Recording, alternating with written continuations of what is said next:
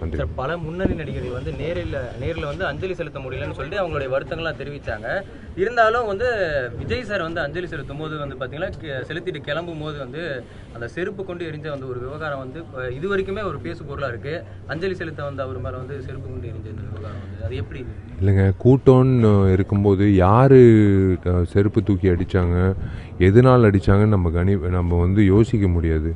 ஆனால் உண்மையிலே வந்து அதெல்லாம் தாண்டி ஒரு நடிகர் வந்து அவருக்கு பிடித்த நடிகர், அவரோட கலைப்பயணத்தில் ஒரு முக்கியமான தூணாக இருந்த ஒருத்தர் பார்க்குறதுக்கு வந்திருக்காரு, போயிருக்காரு. ஸோ அது அவாய்ட் பண்ணியிருக்கலாம். பட் நம்ம அவ்வளோ பெரிய கூட்டத்தில் என்ன நடக்குதுன்னு யாருக்குமே தெரியாது அந்த நெரிசலில். ஏன்னா நடிகர் சங்க உறுப்பினர்களே நிறைய பேர் மூச்சு திணறி அவங்களால உள்ளே வர முடியல, வீல் சேரில் இருந்தவங்க.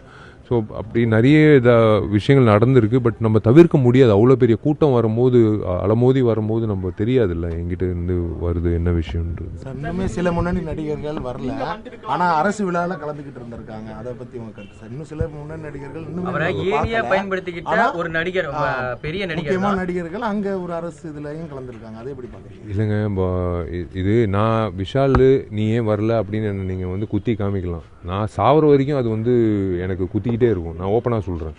இன்றைக்கி வந்து நான் சொல்லிட்டு போகிறேன்ட்டு இல்லை. நீங்கள் 20 வருஷம் கழிச்சோ, ஒருவேளை நான் உயிரோடு இருக்கேன், நான் 20 வருஷம் கழிச்சு நீங்கள் வந்து கேட்டிங்கன்னா நான் சத்தியமாக வந்து என்னோடய கடமை நான் செய்யலைன்னு தான் நான் சொன்னேன். இப்போ கூட அவங்க வீட்டில் வந்து நான் சொன்ன ஒரே விஷயம், நான் செய்ய வேண்டிய கடமை நான் செய்யலை. ஒரு பொதுச் செயலாளராக, ஒரு ரசிகனாக விஜயகாந்த் அண்ணனை வந்து அவர் கூட இருந்து அது நடத்தி இருக்கணுன்றது என்னால் முடியாதுன்ற ஒரு விஷயம் வந்து நான் சாகிற வரைக்கும் அது எனக்கு உறுத்திக்கிட்டே இருக்கும்.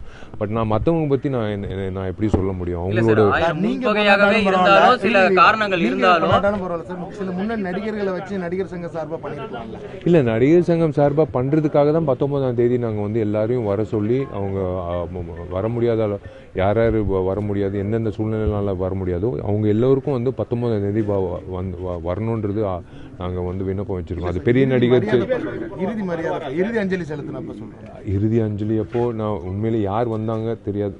ஏன்னா நான் வெளிநாட்டில் இருந்தேன். அதான் அவங்கவுங்க விஷயம், அவங்களோட ப்ரையாரிட்டி இல்லை. நான் எப்படி